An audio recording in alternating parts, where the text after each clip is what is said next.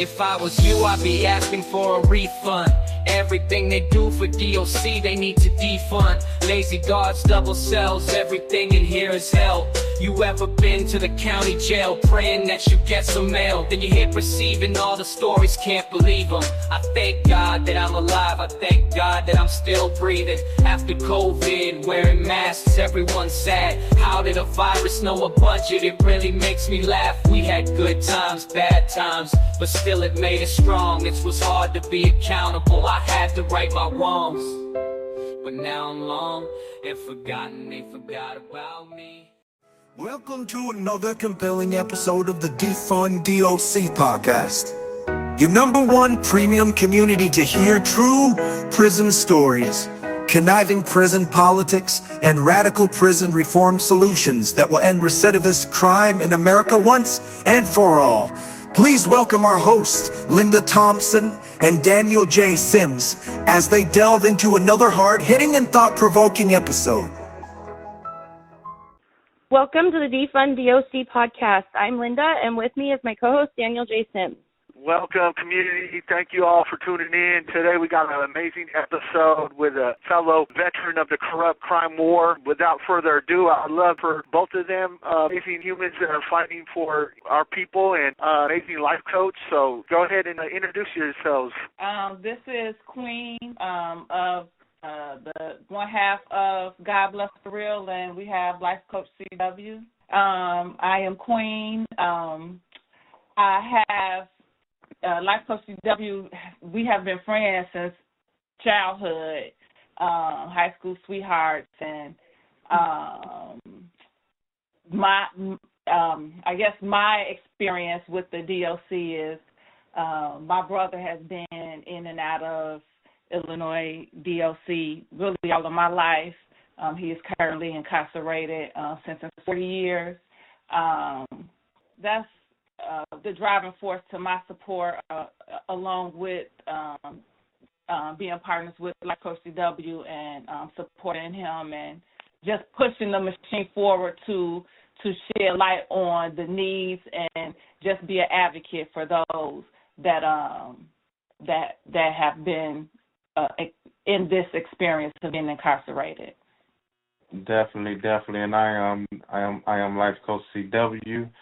I am a peer support specialist. I am a life coach. I am a civil rights activist. I fight for I call them the 6 highest principles known to man, which is love, truth, peace, freedom, justice, and equality. I believe that if man abide by those 6 principles, that would keep man on the path of respect, that would keep us on the path of redemption, that would keep us on the path of God. I also am a strong believer of God. I'm backed by God. I stand by God. And no matter what I do in life, no matter what I do in life, I'm always going to give all praise to God first and foremost before, no matter what journey I'm on, whether it's negative or positive, I'm still giving it all glory be to the Most High.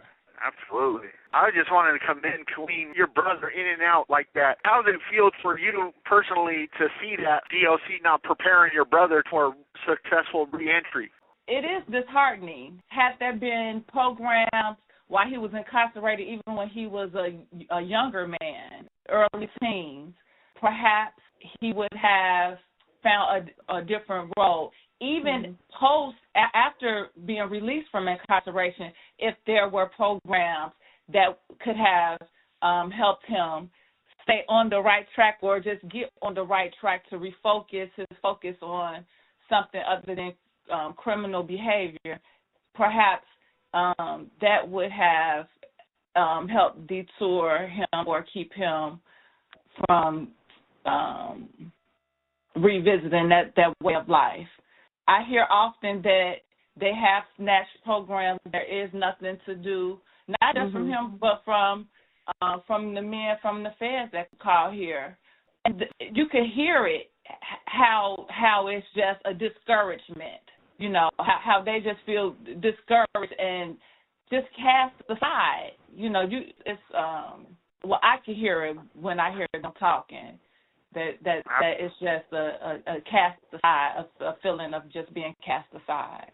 You know what the sad thing is that most of the Americans incarcerated across the country in the feds, as you say, and in the state, most of them are wanting that education, and they're just being denied it. And the fact is that I've never met nobody in prison that says they want to come back to prison. Nobody wants to come back to prison. Everybody wants to get out with their families and reunite and be a successful person. But yet their DOC ain't preparing them. They're not giving them the education. I can't even imagine, somebody with a bachelor's degree in computer science or whatnot going back to drug use or going back to gang culture or whatnot. They're turning their lives forward, and for the system to deprive us basically, I feel like a human right, It's definitely impactful.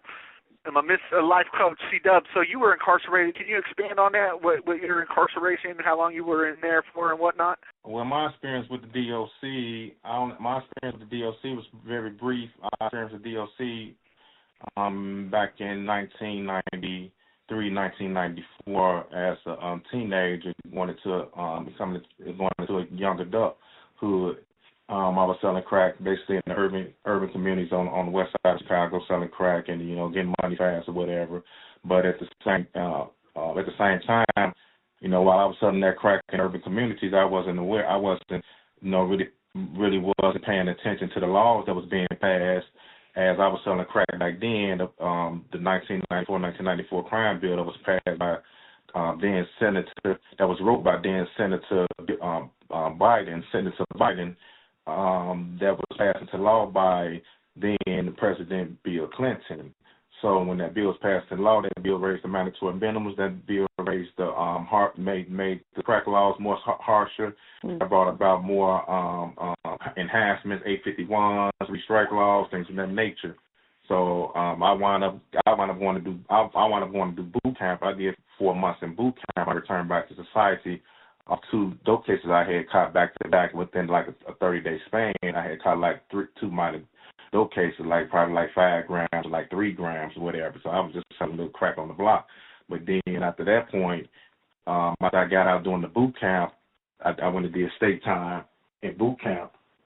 And then when I got out, which was only 4 months, after I got out 4 months boot camp, I wound up, going back, seeking to do the right thing, getting me a job, things of that nature.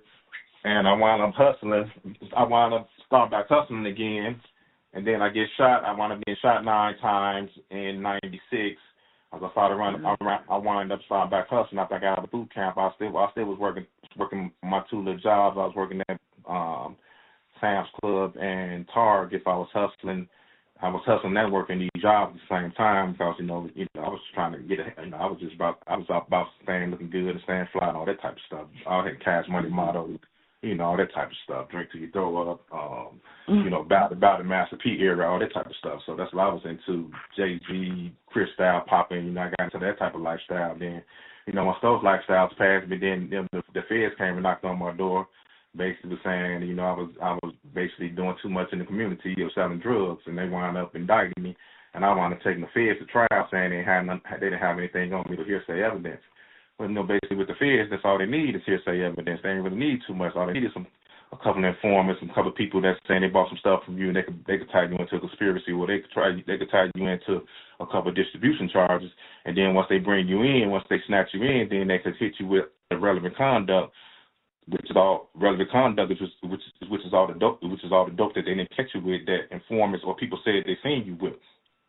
So if somebody seen you with a kilo, somebody walked in and said, if an informant said, yeah, I came to this house seen with a couple of kilos, they automatically put that on your drug amount, which is what enhances your sentence along with the career criminal. They turn you to a career criminal if you got 2 or more prior dope cases. So I had 2 or more prior dope cases from when I told you I caught those dope cases back in the day when I went to boot camp for, and they passed that harsh 1994 crime bill. So that cost me, when the feds came and got a part of me, even though I only did 4 months in the state boot camp, it still cost me. And then in the long run, they got 2 bites at the apple. They did me in the state the 4 months boot camp, or like they do other men, they give you that 4 years. If you don't take the 4 months of boot camp, they give you the 4 years, so you get that strike on you. They run those 2 to 3 dope cases concurrently.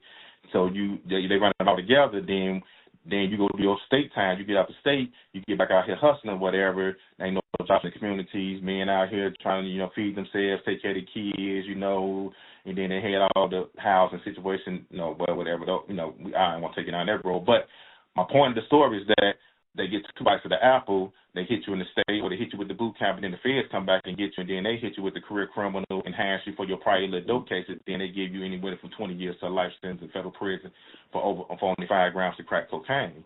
So that was the game that they was playing on us. They played it on me, and I wound up taking the feds trial, and I wound up getting 30 years. So absurd. So I genuinely feel, in regards to your cases, and it's happening across the country, it's just an atrocity. When you don't kill somebody, the government and the courts and whatnot, they should not morally and ethically have the ability to murder you with a long prison sentence. You know what I mean? To me, it's the same as just outright just blowing your head off. I mean, it's just crazy. And in regards to Joe Biden, I just really have a problem with the fact that he passed the Armed Career Criminal Act in the feds, and yet when his son gets caught with a gun, he want to pardon him. So, hold on. Are you saying that the elites, it's not good for the elites, those that are passing these laws, for their children, but yet for us, on the poor class, the bottom class, it's good enough to incarcerate us for 30-some years? And the same with the drug laws. I don't know if you noticed, but Nixon, when he was the one that first started really pushing the drug war, and they actually got transcripts of him speaking to somebody in his cabinet, and they said that they wanted to incarcerate as many hippies and black people as possible, and that's what kicked off the crime war. That's why I say it's evil and corrupt. You know what I mean? It's not a fair system, I would agree. You did say a lot there. You have said a lot fast, and I know you said a lot fast because I know where you at. So I know we talk fast. We gotta get it out fast, and hey, you got to catch on fast, or I don't need you on my team. Basically, this is basically how it goes. So I do feel you. So to unpack what you're saying. Yes, I am aware of Nixon. I do encourage you, if you haven't read the new Jim Crow by Michelle Alexander, I do encourage you to read that book to give you a lot of insight on the war on drugs and just the Supreme Court, how they pass their laws and how they are strategic on passing these laws and policies and siding with different laws and policies, things of that nature. So, although it is an unfair system, and we know that, and that has been the sentiment since the late '80s, but yet men still haven't grasped that it's an unfair system, and that one bad decision costs your lifetime of problems, and you only one bad decision away from sending your buddy in anybody federal prison or any state prison. Not anybody that, I don't care who you are, you only one bad decision away, you'll be there in the instant, and your life will change in the instant. But I also want to say that Malcolm X sat in state prison for 10 years, and Malcolm X, back then they didn't even have no type of programs back then, from what I understand from my research. And Malcolm X said that he wanted to educate himself, and Malcolm X said he realized he was sitting in prison, and he realized that the biggest education department resided in prison. And that education department was the education department, the library. And anytime you have a library with books in it, no one ever say that they're not going to teach me. They're not teaching me nothing. Because what man should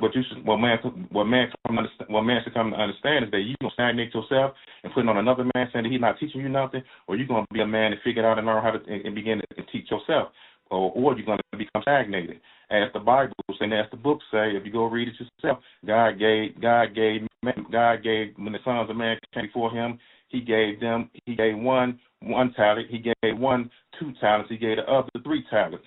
He gave all of them, he gave man talent, he gave all man talent. And so when the sons of man came back to God, he said, hey, what you do with your 3 talents, son?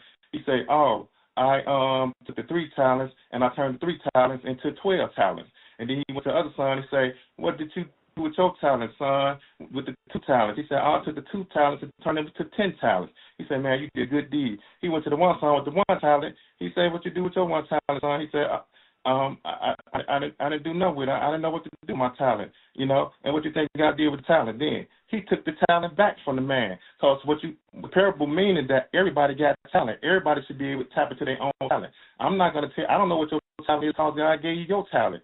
I don't know what it is. But man can never say that, hey, they're not teaching us nothing. If you got a library, you better take your butt over there and start reading some books. If you got a library, you better go into that and look whatever you're trying to study. It's in the library. It's in the book. Whether man, now as far as man say, I need a teacher or somebody to sit down and guide me through, that's a horse of a different color. But you can't sit down and teach yourself, and you will. And and what I have come to realize in jail 20 years, hey, when you begin to sit down and teach yourself and educate yourself, it's going to be just like anything else. Like the dope game, just like the street game, he's going to send you in the street game. He send you another crook to deal with, or he send you some other guys to say to your friends to hold you down. He send you people to help you out, to guide you through your lower self.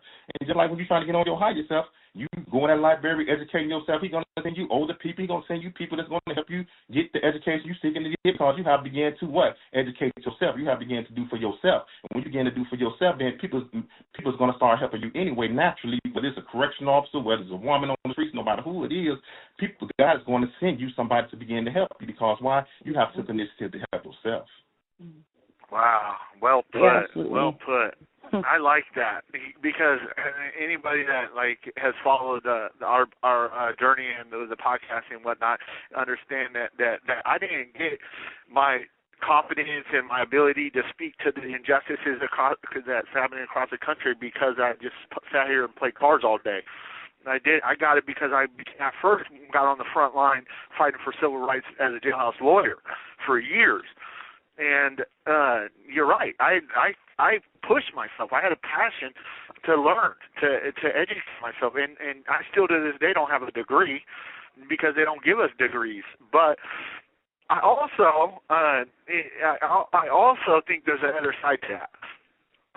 So back when I first came to prison, back when I was 18, 19 years old, I didn't want to do nothing. Like Coach and Cween, I didn't want to do nothing. I just wanted to go to the big yard for the adventure of prison. You know what I mean? And I just wanted to go work out. I wanted to go to hang out with everybody and do this or that, play basketball or whatnot. I didn't want to go educate myself, but yet they had a policy where they said that everyone that comes to prison has to go and get their GED, which is basic. You know what I mean? That's like basically a high school diploma or whatnot. So they compelled me, they forced me to go get this GED, which I really didn't want to go get. I wanted just to do my thing and just, like I said, the adventure of prison. And yeah, I went and did this, and I actually graduated and got my GED, and I swear to you, it opened up the whole world to me. It opened my eyes to the feeling of accomplishment that I hadn't felt because I grew up in foster care and group homes and gang culture and homelessness and drug culture, and opened up to my ability to accomplish something.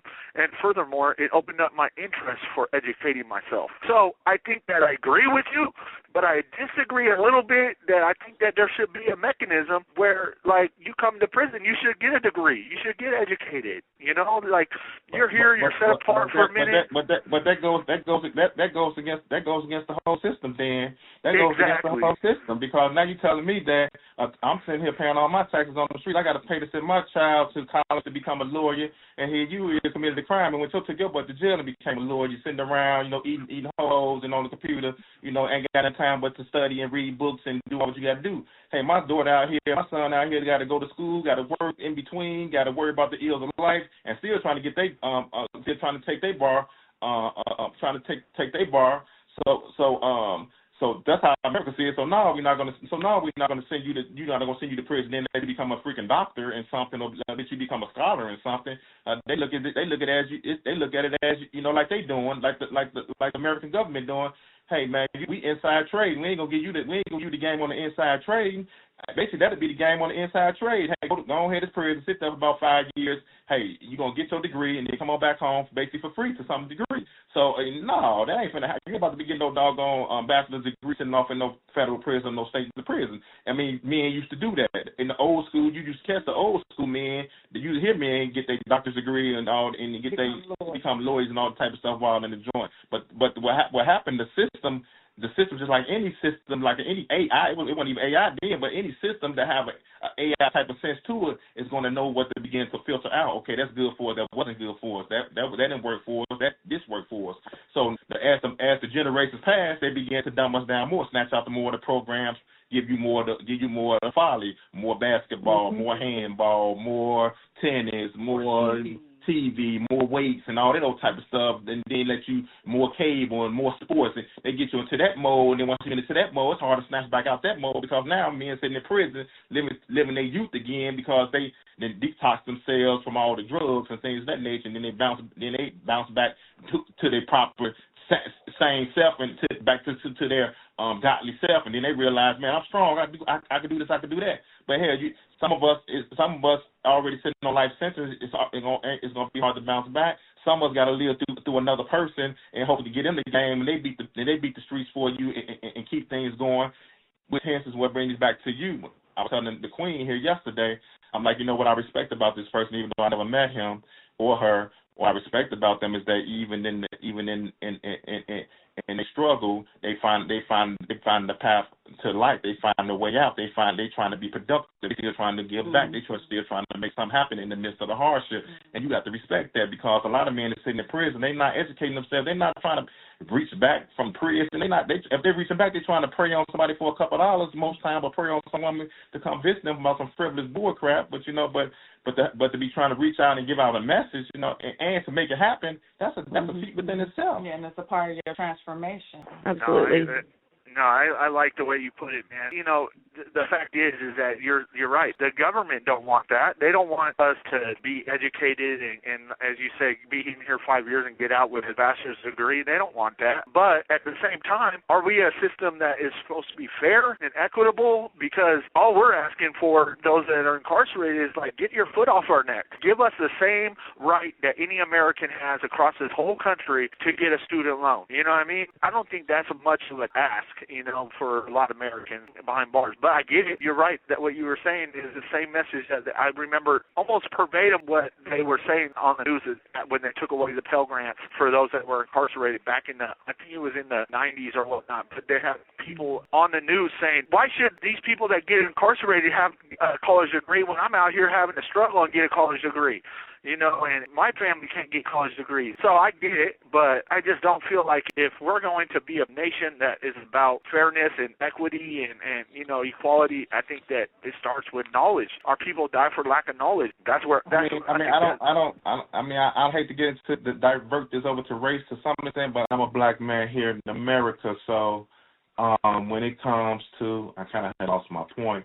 When it comes to these laws and policies, and when it comes to educating a black man, to some degree, you can't on one hand say, on some degree, you can't write history and say, well, I enslaved your people, or, we was lynching black people back in the day, or, we owe y'all 40 acres in the mule, but we never gave y'all land nor y'all mule, or, we bombed y'all churches, and we bombed Black Wall Streets, and we bombed all these black meccas of urban Americas where black people was vibrant and economically independent.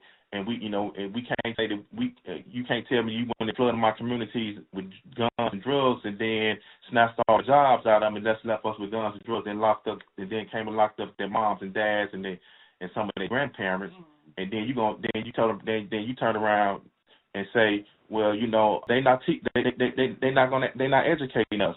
They're not going to educate us. Well, I really don't want nobody who already treated me wrong to educate me, because if you treated me wrong, if you never teach me, if you never taught me right, you ain't gonna treat me. If you never treated me right, you ain't gonna teach me right. So I don't understand that theory for a black man, because a black man ain't never been treated right by the system or by the powers that be. So if you ain't never treated me and my people right when you came over here, we was dealing with us. I don't expect you to freaking teach me anything right. I don't expect for you to even want me to be educated on your level. So I think you're gonna always try to keep me at bay to some extent. You're gonna always give me just enough knowledge and And I piggyback that up, not all race. Like I said, I don't want to get into race because it's not just black people. It's just poor people and white and black people who the powers that be have sought to divide us to some extent and make some white people believe they're more superior than black people, or they gave them a little bit more juice over them, like the prison system gave white officers these titles and titles and positions as officers and what they call them. Damn, I can't even call the name off the top of my head, but they call these different. Yeah, all these little different titles. They give wardens and things of that nature. They give them all these different types of lieutenant positions, all this type of stuff, and then they lock up a bunch of black people and put them in these out in these prisons, and then mostly people that's controlling these black people, black men, are white men, or either young white men or middle-aged white men who have some type of authority over them. So that always put them in an authoritative position over black people if it's majority black people is getting locked up, or a lot of them is getting locked up. So, and then if you already done wrong to my people back in the day, you know, I don't even want your education. I don't want you coming here talking about you're going to teach me nothing, because when you teach it to me, you still going to limit me. You still not going to allow me to be as great as I'm supposed to be, or you still not going to allow me to be one of the greats in the field. You know, I'm still going to be subjected to you to some degree. So that's why I say the only way you're going to really be free is you're going to have to go in there and study and educate yourself, because at that point it's not being controlled. It's not being controlled on your education. You are being controlled, and you are then educating yourself outside the box, and then going to an institution. You know a little bit more than the average, because while you study outside the box, you didn't study inside the box of how they saying it's supposed to be by blueprint. But if you get out of the joint, you're pretty much more versatile than the person that's sitting in college, because you coming out of college with, you know, an education that you did upon your own will, and that you sucked up here and there from older people in that prison system. Then you came out and got with the people that was already educated, which makes you twofold, which makes you more of a threat. And a person like you and me, we become more of a threat. That's why we are always held back. That's why they always keeping you that stigma on you as this convicted felon, this person, you know, you can't do this, you can't do that. And that's why they do us like that. You're speaking on systemic. You're speaking on big reform, and I like that, man. I like people that think, and you know what? Honestly, I know you don't want to bring up the race thing on that, but honestly, what's good for your people, black people, is good for all people. So when you speak on it like that, you're speaking my language, because I don't look at it as race, but I understand where you're coming from, because to me, it's like what's benefit to you and your people is benefit to all people. You know what I mean? That's the whole DEI argument. You know, what has benefited black people, African Americans, the natives of America, has actually benefited everyone: women, white women, gays, transgenders, Asians, you know, immigrants. It has benefited a host of different categories, not just different races, you know. So, yeah, you are absolutely right. Yeah, I like how you guys think. It's definitely a journey, a thought journey, and like, you know, as you were saying also, like once you've gone through the other end of the struggle and you have that self-propelled education, you are more of a threat. Like you're able to, you know, articulate the struggle for all people or one people or whatnot, and get in front of the legislator or be a life coach or speak to these communities so powerfully. They don't want to see that. Definitely not. Definitely not. They don't want to see. I'm here to tell you firsthand experience, firsthand after since I've been out for 5 years, and the circles I have come across and the people I've came up against. They don't want to see. Well, they definitely don't want to see me shine. And what I mean by see me shine, I mean the authentic people that really been through it. You have all these cookie cutter people out here that talk about this criminal justice reform. Some they talk about this life and talk about what they want to do and what we could do. Let me tell you a quick story. So they tell me. So they send an email out from this organization. They say, hey, we're gonna meet down in Madison, Wisconsin, because we want to rally because they've been putting the men in the shoe. In the special house, going to put them in the hole. They've been treating them wrong. They've been, you know, violating their rights and, you know, feeding them wrong. These men down there striking, and, you know, we're going to go down there and rally and call out the politicians and things of that nature. You know, Charles, we need Life Coach CW. We need you to be there. So I'm like, okay, shoot, cool. That's what I'm about. I tell the Queen like, cool, we'll be there. Now, man, you have to take off work. You know, this place is far. This like 3 hours away from us. We have to take off work, all type of stuff to go to this rally. So we take off work. We go all the way down to this rally. We get there. There's people. There's a lot of people there at the state capital of in Wisconsin. We get there. Hey, there's people out there. It's a lot of people. But I called the people that told me to meet in there, or they was gonna be there. I called them up, like, the organization. I'm like, where y'all at? What's going on? They emailed me back. They text me back. Oh, we not there. What you mean y'all not there? We couldn't make it because they named down a host of reasons why. They just shared the email for whoever wanted to make it, but they wasn't really coming. The organization, people that supposed to be fighting for this, they not there. They not going down there to stand for the people and fight out in the cold and march and go talk to these politicians, things of that nature, talk to the representatives, things of that nature. But I went down there. I went down there. I wasn't representing this organization, but the organization asked me to come out. I went down there and did it. I went down there, spoke and everything, did what I supposed to did what I thought to be real and true. But what I come to understand is that these people just be talking that talk. They don't know about the real struggle. They don't know about men sitting in there really going through it. They just out here getting this grant money. They out here running this non-for-profit game. But me, I'm coming out here with like, I just live that. You ain't about to be joking and playing on the backs of the struggle of the men that's struggling in these type of situations. Y'all out here getting this money but y'all not using this money for the right causes and for the people. I'm trying to get into the prison, talk to the men. I'm trying to get into prisons to implement these transformational classes that we have, programs that we have put together. But that's not what they own. So when I come like that, they like, well, it's the real deal. He trying to do change for real. But they don't want change even out here. They just want to stay complacent and just get the money in, get the dollar in, and get paid out here on the backs of the people in prison. And just have a shiny name. Have a shiny name. So their name out there, so their name can be buzzing in certain communities.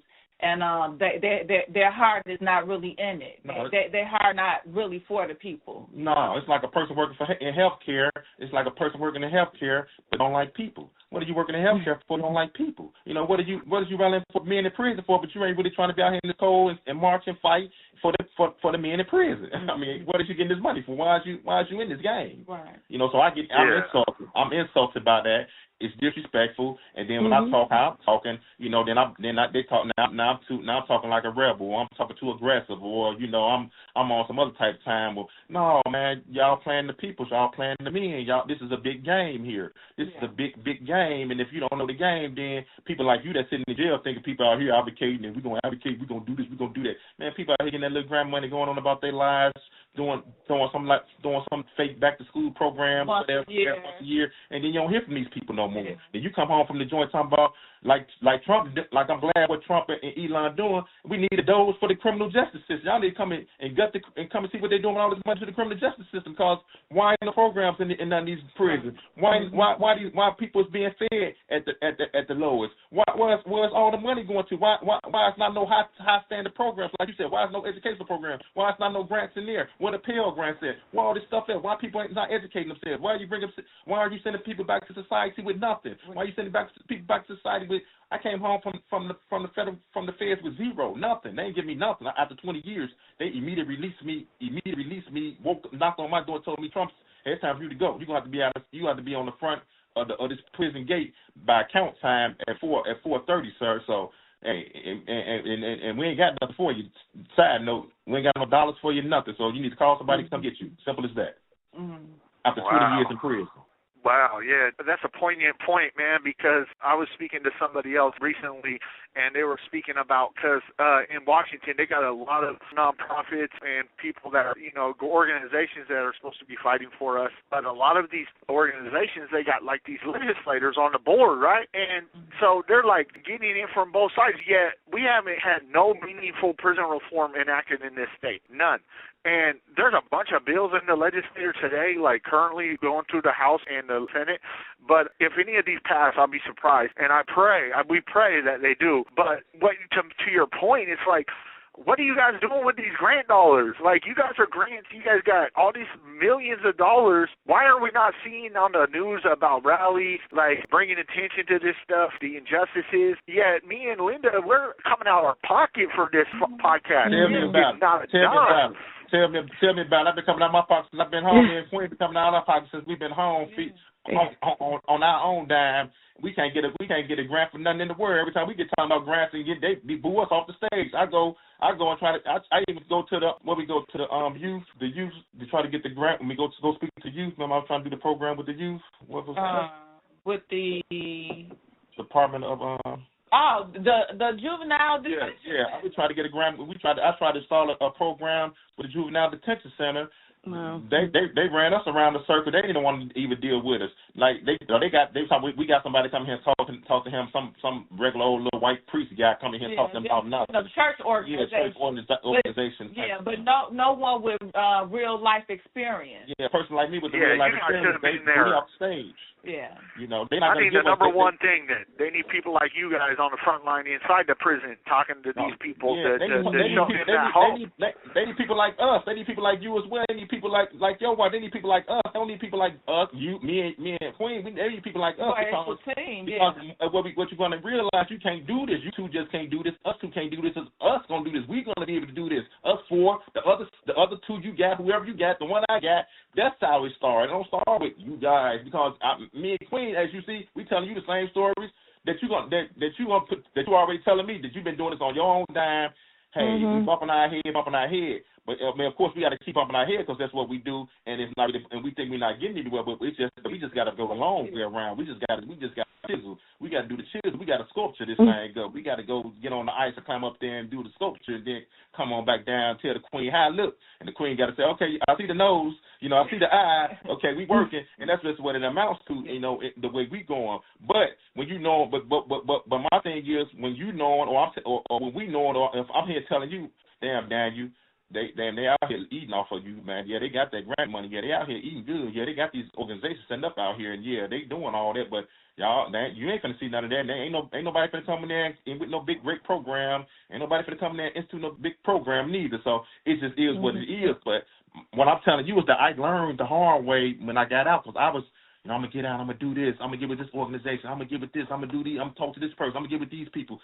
You got to give it, and then when you get into the politics, the real politics, talking to senators and House of Representatives and these people, man, it's all a game, man. I'm telling you, and that's what's sad, and that's what hurt. Even telling somebody in jail that, man, it's just all a game, man. And you got to fight. No, I agree. I agree. Like when they're putting these laws on the books in regards to like just even putting them on for debate, and then they fail, like they have been for year after year in this state. It's like a form of torture.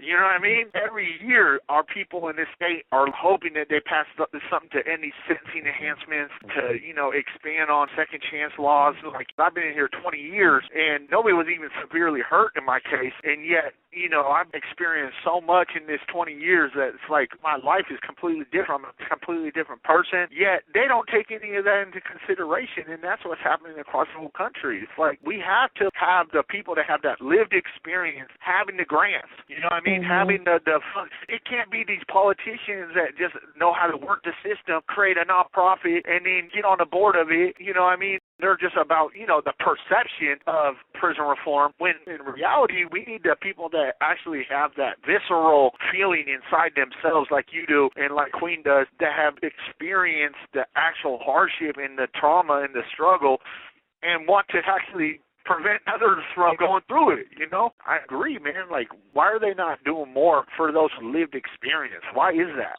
Because, once again, when you have, it's no different versus the gangster and the rapper. If you really got the real gangster here that's in the booth, and then but we don't really want the real gangster in the booth because this is the real gangster. This is the real killer. This is the dude that's really going to bring the goons here, the corporation speak, and these the dude that's gonna really have the goons. This the dude that's gonna knock our head off if these contracts and this money ain't right. He really about their life. Forget him. We don't want the real thing. We want the fake gangster. We just want somebody we can put in the booth, give him what to say, make it sound good, dress it all up. But we don't really want the real smoke that comes with it. See, that's the difference. I'm the real smoke, or you the real smoke, because what we the real smoke is we really live this. You ain't live this. You can't tell me nothing about nothing. You can't be sitting at the table with me talking about these type of things. And they hate to give us the power at that point in time in history. Then they have to give you the power, because if you at the table talking about criminal justice reform and things of that nature, then they have to give you the power, and then you have to dictate to them then or give them the insight on what to do and what the best things to do and the best guidance. And they have to rely on now the criminal. They have to rely on the convict, and they don't want to do that. They don't want to submit like that, so they rebel and they give you the fake gangster and they put the fake gangster in the booth.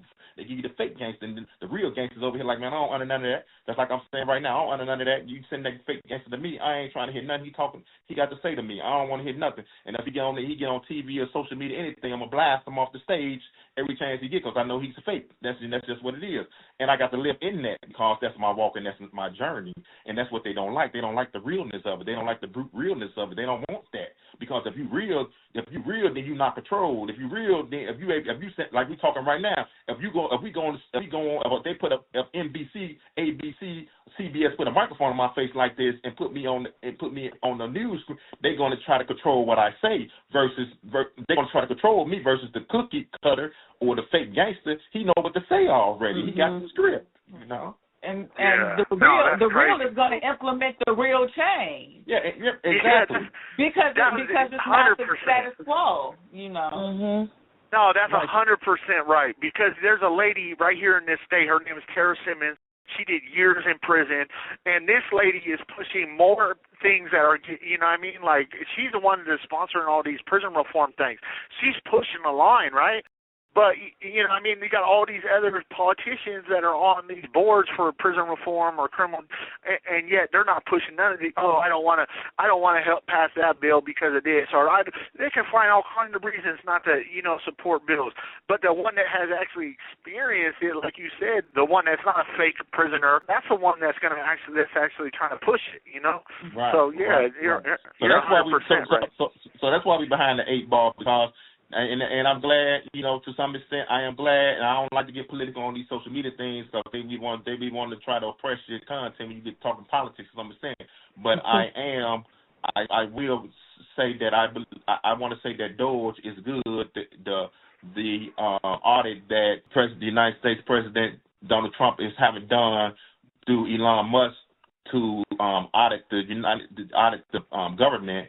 That is good because that's what we need. That's how. I don't know if you know or your wife is familiar that he's been talking about. He's been putting the pause on all that grant money, He want to know where all this grant money going and who getting this grant money. So they've been putting the pause on all this grant money that's just been getting funneled out here to these people with all these fake companies and organizations, all this old type of stuff. So they are tracking this up now, and it's on the table. So a lot of stuff finna change. And as I tell a lot of people, a lot of stuff been changed. It's just all it's about right now is you study doing the work, you study putting forth your best, and you study how you got your foundation. Hey, defund DOC. Hey, however y'all got y'all set up on as far as your foundation. Hey, you stay in the know of these grants and what's going on, and they're gonna be redistributing these grants to people who who these grants need to go to. I say that because of the person President Trump put in as the pardon czar, Alice Marie Johnson, who was pardoned back in I want to say 2019. Yeah, I love that he did that. Yeah, the grandmama who was getting money selling drugs, you know, keep the lights on, and he pardoned her back then. Now he made her his pardon czar. So Del Sol saying, now that's a real person we're talking about. She lived it. She know what it's about. She feels you. Yeah. You know, you go to her, you know, and she can feel your pain. So when you start putting people like that in play, then we don't need DEI no more. We don't need that because now we got the real people in position. We ain't got these fakes. We ain't got these phonies. We got the people that's gonna lay it down. They won't change for real. And that's what we seeking to get to. So, but if you ain't got your organization together, if you ain't doing that in prison, or if I ain't doing that out here in these streets, for you to call home and talk to me, or if I have this type of platform right here, then we still don't get off the ground. So these platforms are good. We are in a good situation. I'm glad that you all have set a foundation and building on that, as well as us. And we got to continue to connect. And who you know, I'm trying to get a life coach out here to speak, you know, on behalf of Defund, on behalf of whoever, you know. We trying to set it up, and that's how we begin to connect and build these bridges. Absolutely. Yeah, 100%. I appreciate that because, you know, that's the number one thing that we want to do is create allies. I want to have allies across. I want to create coalitions. Like, I don't want to, you know what I mean? Like, I want to build bridges with people, you know, and I like what you say. Like, you know, you're a lived experience. I can't wait to see you, like, where you're going to go in your life. You know what I mean? Both of you guys are really on the front line, you know, and you're showing, whether you're broadcasting in high def or not, you're showing that, man, you can be incarcerated, you can make bad decisions and still turn your life around and be a productive member of society, and you know, that's the thing, man. They love to stigmatize us, and you know, it's awesome that what you're doing, you know.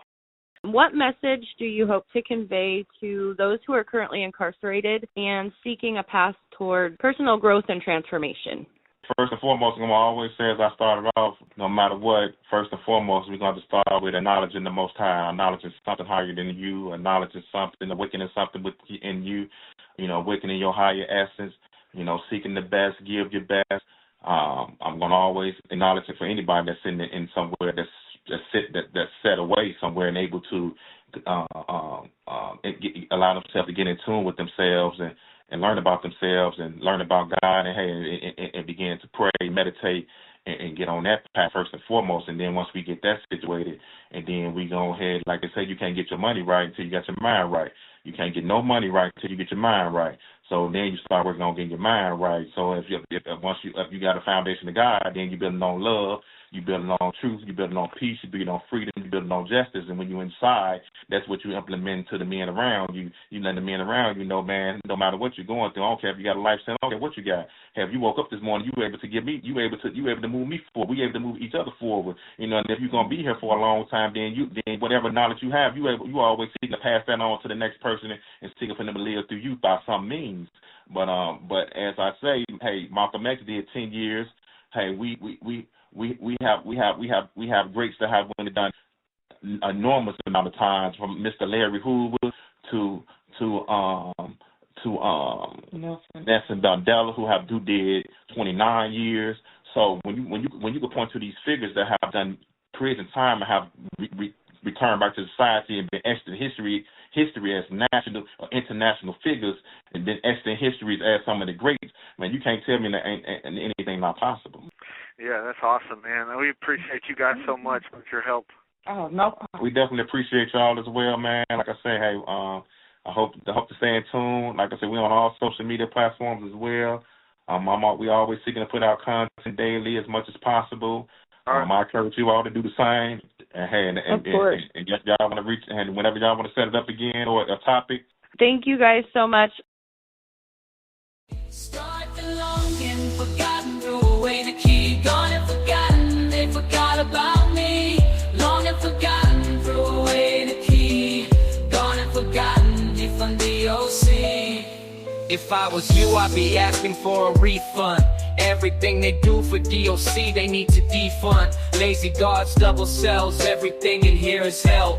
You ever been to the county jail praying that you get some mail? Then you hit receiving all the stories, can't believe them. I thank God that I'm alive, I thank God that I'm still breathing. After COVID, wearing masks, everyone's sad. How did a virus know a budget? It really makes me laugh. We had good times, bad times, but still it made us strong. It was hard to be accountable, I had to right my wrongs.